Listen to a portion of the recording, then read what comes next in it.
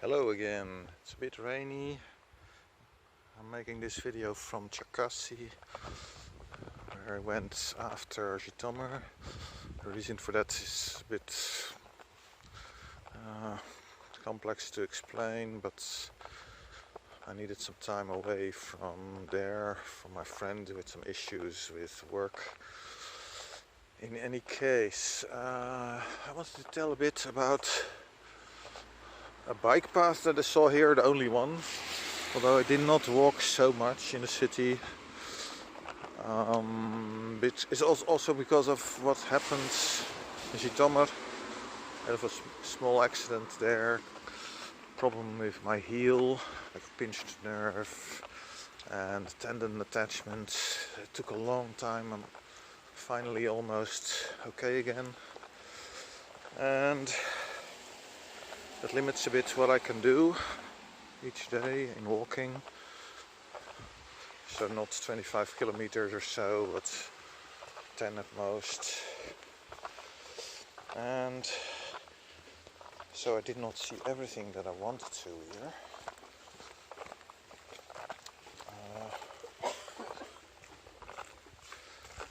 But I did go, for example, to a bus station, and I was curious. Why it's completely empty. I couldn't see it. Could see an entrance. I decided to come back the next day. I thought it was closed because it was after 6. Everything was dark inside, I mean. So I went back the next day, and yeah, just trying to be a bit careful here. I saw a machine on inside, so I thought, okay, where's the door? And at the front are all closed. Perhaps it's open at the rear. I don't know why, but that's where the buses, most of them are or were when I was there last time. And instead I was greeted by some military guys. They said, yeah, you can't be here and can't make pictures of the bus station. I made some pictures of the bus station because it was a bit sad, I thought. It's a pretty cool bus station, but dilapidated and in a worse state than it was last time I was there. So I made some pictures just as a comparison. And yeah, these military guys then called some other military guys who called the police, and then I think the ones who came last were like military intelligence or something like that, who wanted to make sure I'm not a spy. And then you think, yeah, okay, why bus station? Is it so important? Not really, although perhaps in this case, but I'm not going to go into that. An interesting talk with these guys, most of all with the guy from military intelligence. So you could see from his face how everything changed. I mean, at first he didn't know me, of course. He wanted to find out what's going on. Is this guy a spy or something? And at the end, so I could talk to him about what I like here, why I'm here. No real reason to be here actually in Cherkassy. I don't know anyone here.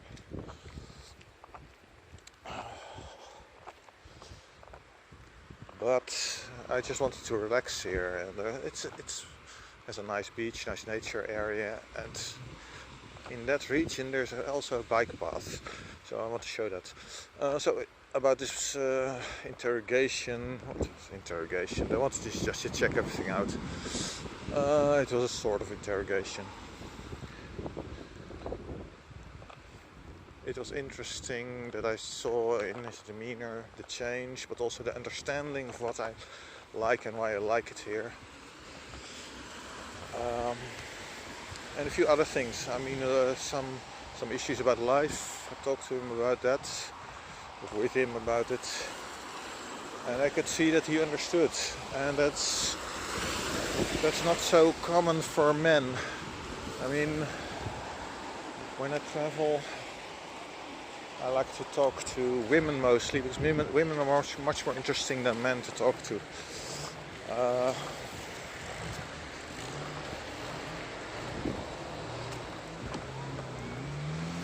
with men you often get that the topics go to sex or sports, especially team sports like football. I'm absolutely not interested in talking about either of them. I'm not interested in team sports. Only some parts of athletics, like throwing. But even for that, I'm not interested in talking about it. It's just not interesting. It's something to do for yourself, just like bicycling. But bicycling is far more complex, more interesting than standard sports. I mean, the technology, all kinds of things, human physiology, human vision. There's so many interesting things about that you can talk about that are important to bicycling. But with sports like racing, cycling was also not interesting to me. Any sports are not interesting to talk about. I think you just do it, you feel good about it, makes you feel better in general. And sex, yeah, just do it or don't do it. I'm not interested in talking about it. But with men you often get these topics and it just annoys me. And generally talking with men about all kinds of issues is not very interesting. But I saw this guy understood things that here ends or starts, depending on your point of view, the bike path. So it's a region close there to the beach and some forest, small, not really forest, but some a lot of trees, small forest you could call it, with a lot of paths that you can walk. It's a nice area here in Cherkassy. And what I talked to him about as well was like the destruction that I saw. For example, I was in Irpin and I saw destroyed houses, but I also saw the damage that just one single grenade does. I asked my friend in Irpin, what's that on the roof there? And then we realized both, it's like stickers on the metal plate roof, metal tiles, and there are stickers on them. Why? Because it's all the holes, to cover up all the holes. So all that whole roof will need to be replaced. And then we looked at, but where is it coming from? So I saw one grenade impact on the road. That's where everything came from, just one.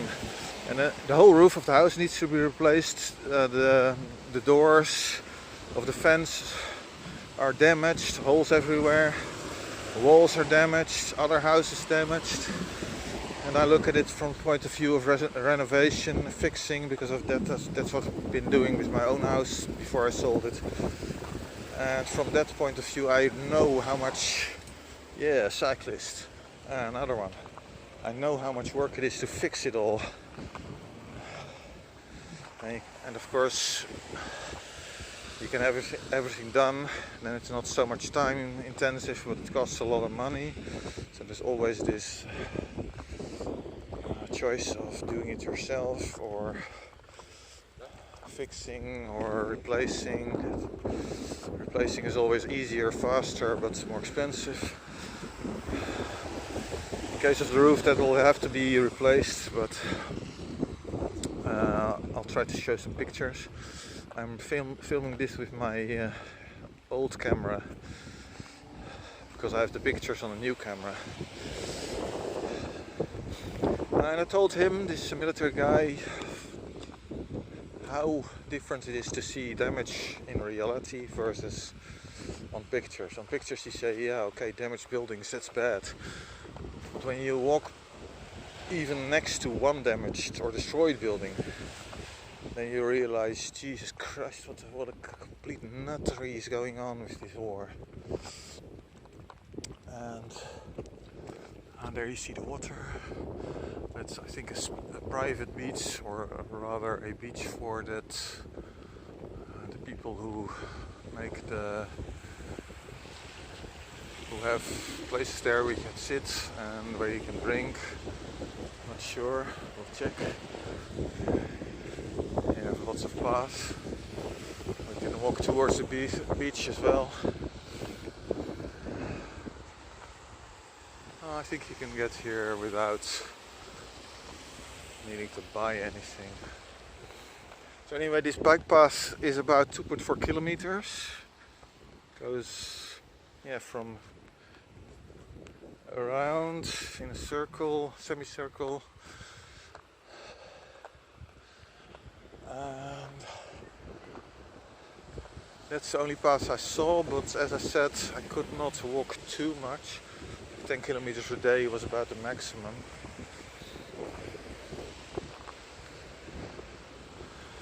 But generally I saw people cycling on the roads, not the sidewalks. I did see some scooters, electric scooters, a few mopeds as well. It's very rare for Ukraine. And electric scooters and that are for rent. I saw quite a few in various places. But there are no bike paths elsewhere in the city that I've been. And so you need to ride with the cars, and it's not really a problem for me. As I mentioned in another video, it's quite, people here ride relaxed compared to Poland. In Poland people drive like maniacs. It's not fun to drive there on just about any road where you also have cars.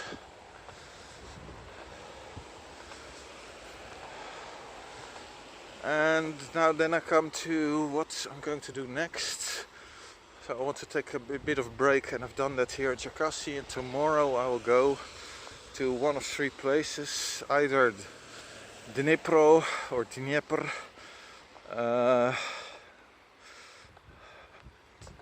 which was previously called Dnipropetrovsk or Dnipropetrovsk in Ukrainian, and the other option is Kharkiv in Ukrainian. The reason for going to Kharkiv is to go see the damage to buildings, and what the impression is for me seeing all that. I've been to Zhytomyr also, where I saw a school destroyed from just one attack very early in the war. Yeah, and that affects you. I mean, as I said, it's very different seeing it on pictures and seeing it in reality. In reality, then I get a feeling of what an incredibly stupid and antisocial thing this Putin is doing. Of course, it's far worse in Mariupol. I've been to Mariupol as well several years ago. It's a city I like, and you may have seen some videos about how it's a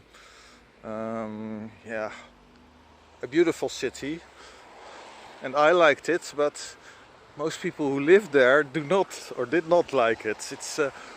It's like people showing you a picture of reality that's not reality. Because nobody I talked to in Mariupol, or who worked in Mariupol, for example, I went with the train. Where to was it? I don't recall at the moment, but I was going. This guy was going on towards Mariupol. I was getting off earlier, and I said, I like it in Ukraine. How do you like it? No, I don't like it.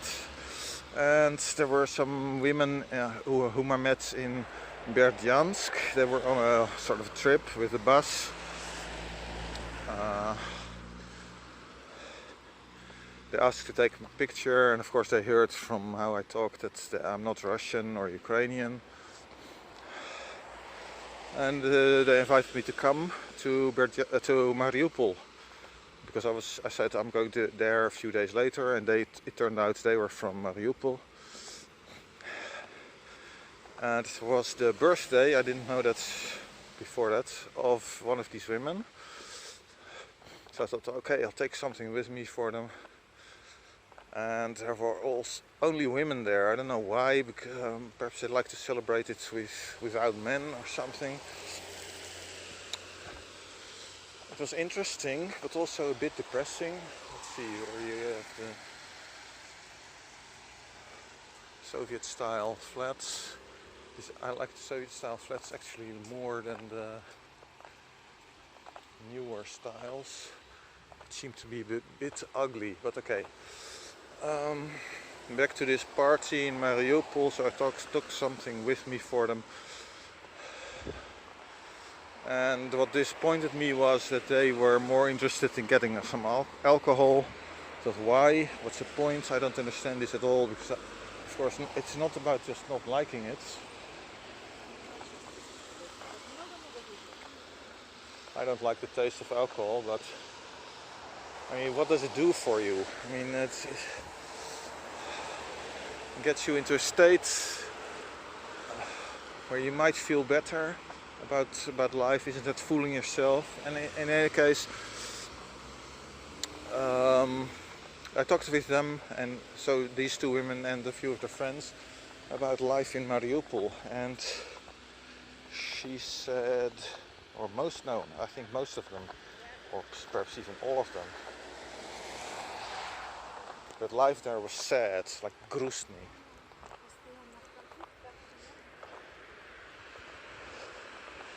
And later, actually on this trip, someone explained to me that perhaps this was caused by being close to a factory. A lot of people live there and work in the factory, so you get this conflation of work with this Azovstal factory. It gives bad. Oh, you see the nice nature area, so the dunes. You can walk here everywhere. Let's go a bit. Let's see what's here.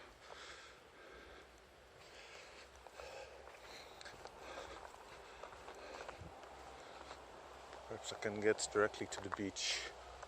Ah, yes, yes. So they felt it was sad. They did not like it there, and when you've seen some videos about it and you think, oh, it's a nice city. I liked it also because of various old style buildings close to the water, the lake, Sea of Azov. But you get this conflation, as I said, from work factory and the fumes from that Azovstal factory. A few days per week where you get these fumes. It's the same kind of thing that you experience in Zaporizhia.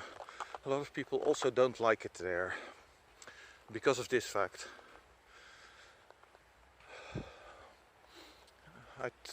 Let's other topic. So this is what this area. That's where the bike path goes around. It's about 2.4 kilometers.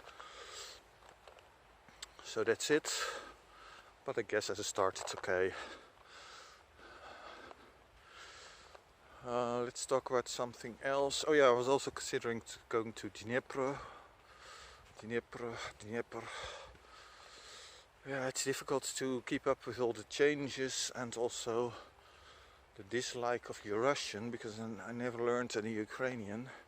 I know some words. I don't know, instead of saying spasiba, I should say dziękuję wam, but spasiba is ingrained from using it a lot, so often I just say that. And yeah, what else can I talk about that would be interesting? So it's a little bit about bicycling, this video, and a lot about the issues in Ukraine. But maybe you'll find it interesting. So tomorrow, either to Dnipro, Kharkiv, or Zaporizhia. I'm thinking of going to Kharkiv just to see how bad the damage is and how it feels to walk around this destruction. Mariupol, of course, is still occupied, but I think so I can't go there, but that would be really depressing, I'm sure, because I was one of the only people, one of the few people who liked it there, who thought everything was cool, almost everything. I did not like the smell, but I thought, okay, not so bad. From the Azovstal factory. Yeah, so I liked it in Mariupol, but everything there is destroyed. There's just about nothing left. You can see this on the picture. So if I would go there, I would probably get really depressed. In Kharkov there is enough left, but so the reason to go to Dnieper would be that I've only been there once for one day. Let me get my tablet and my other phone. I'll try to show some pictures. I'll put those on my website later. So let's see.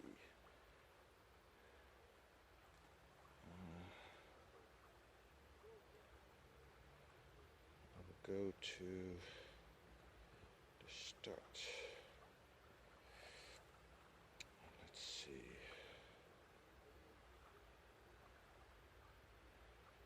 I just need to wait a bit. I'll show first where we are here.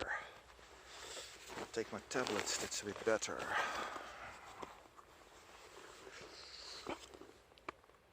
Let's see. Oof. Yeah. Just a second.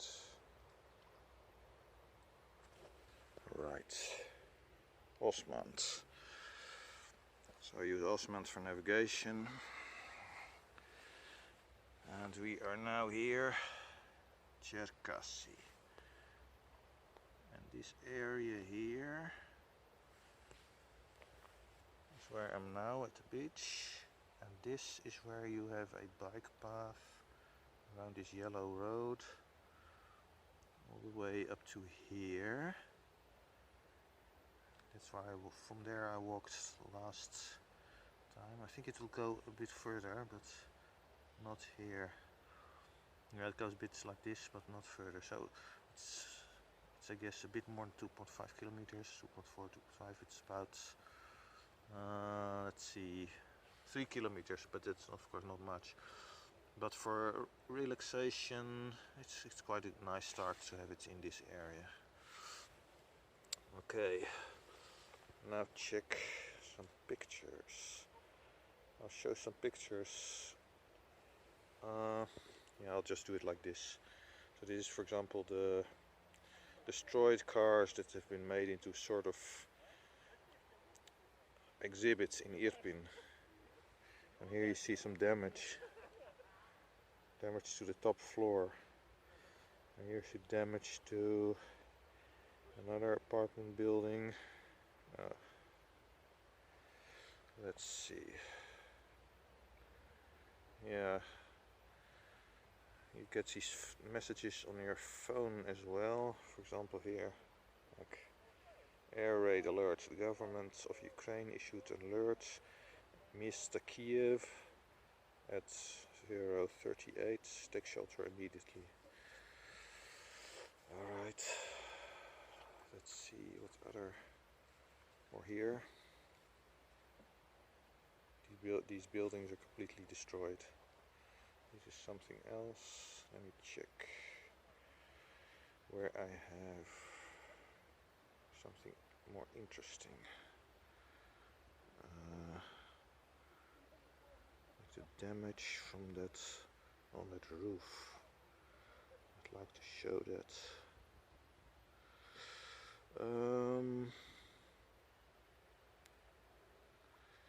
Yeah, where's that?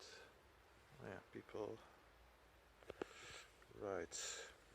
I rotated the phone out of habit. This would be better. So here this yellow road, that's all where there's a bike path. And that's about it. I talked long ago with a woman from Cherkassy who said that the issue in Cherkassy is that there can be an issue with high water because it's been built quite low to the water. On the other hand, it gives a bit of the feel of Crimea. Let me see, where is that? Where are those pictures? The dam. Ah, yes. Here it is. See all those dots on the roof?